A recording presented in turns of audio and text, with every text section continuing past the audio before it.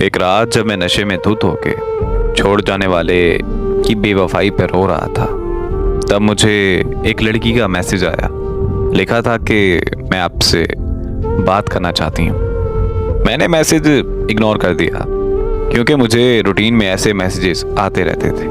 मेरा social media account हकीकत में मबनी दर्द पर लिखी दास्तानों से भरा हुआ था, जिसकी वजह से बहुत सारे लोगों के दिलों में मेरे लिए हमदर्दी थी और वो लोग मुझे मैसेजेस करते रहते थे। पर मुझे हमदर्दी से नफरत होने की वजह से मैंने कभी किसी को रिप्लाई नहीं किया था। उस लड़की के मैसेजेस बार बार आने लगे तो मैंने मोबाइल फ़ोन बंद कर दिया और सो गया। अगले दिन मैं शाम के 7 बजे जब नींद से उठा तो और अपना मोबाइल ऑन किया तो उस लड़की के कोई 200 मैसेजेस आए हुए थे। मुझे बहुत गुस्सा आया। मैंने उसे कॉल मिला दी।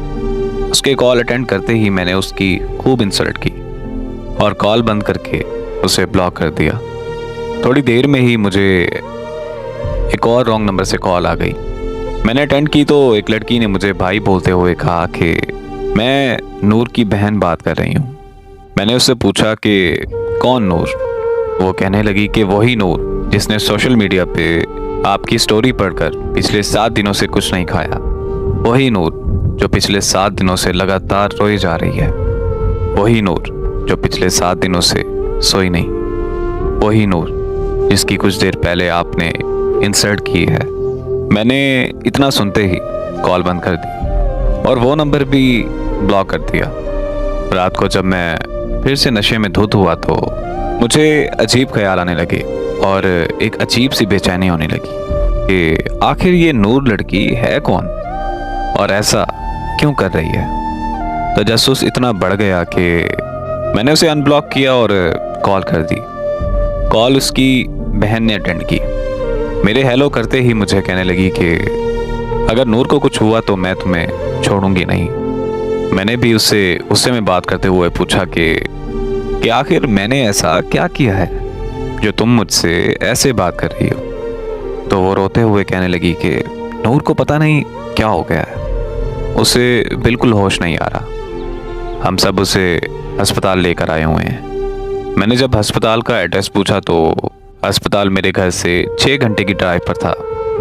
मैंने एक दोस्त को कॉल की कि हमें इस्लामाबाद जाना है। मेरा दोस्त आ गया और हम रात के 2 बजे इस्लामाबाद के लिए निकल पड़े। हम सुबह के 8 बजे इस्लामाबाद के अस्पताल पहुंच गए।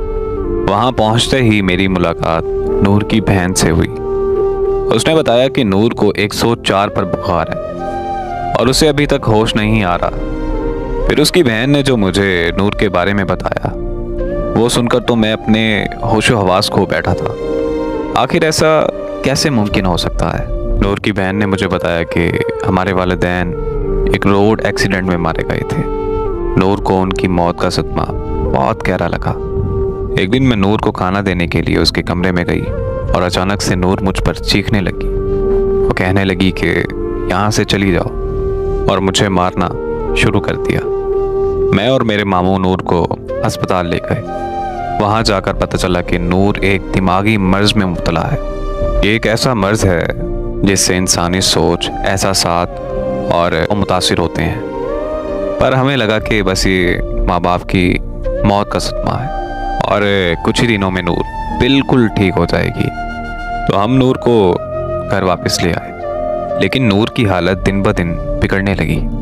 उसकी हालत इतनी ख़राब हो गई कि नूर खुदकुशी करने की कोशिशें करने लगी।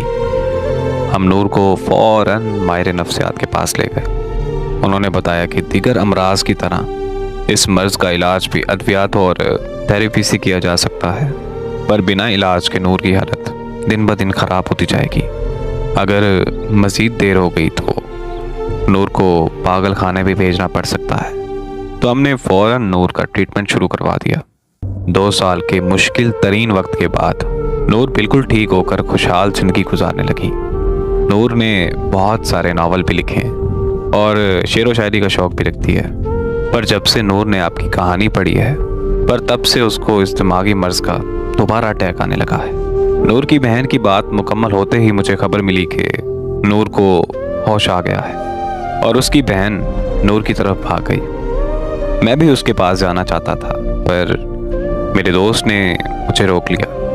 वो मुझे कहने लगा कि नूर तो पागल लड़की है, हमें उसे क्या लेना देना, चलो हम घर चलते हैं। मैंने अपने दोस्त से बोला कि अरे यार, मैं कौन सा नॉर्मल हूँ, मैं भी तो इतना पागल हो चुका हूँ कि किसी का कम बुलाने के लिए नशे का सहारा ले रहा हूँ। बस इतना कहकर मैं नूर से मिलने चला गया।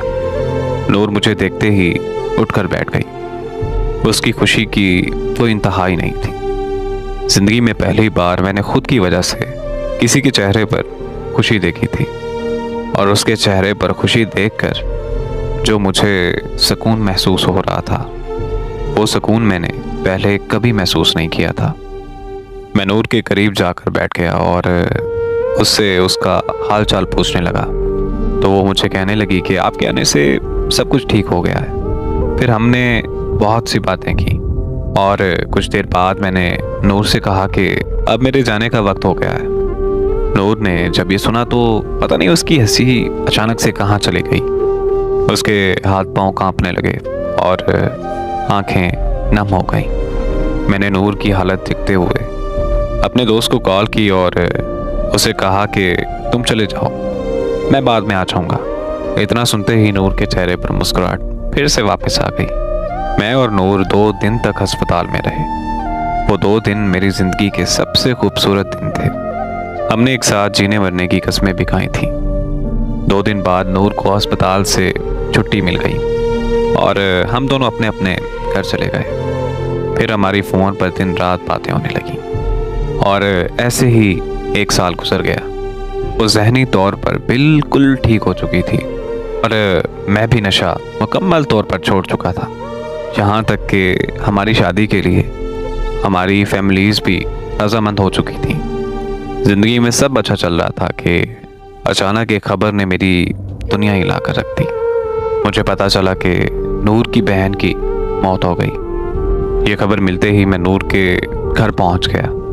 वहां पहुंचकर पता चला कि नूर की बहन ने प्यार में धोखा खाने के बाद खुदकुशी कर ली और नूर को फिर से वही दिमागी मर्ज का अटैक आया।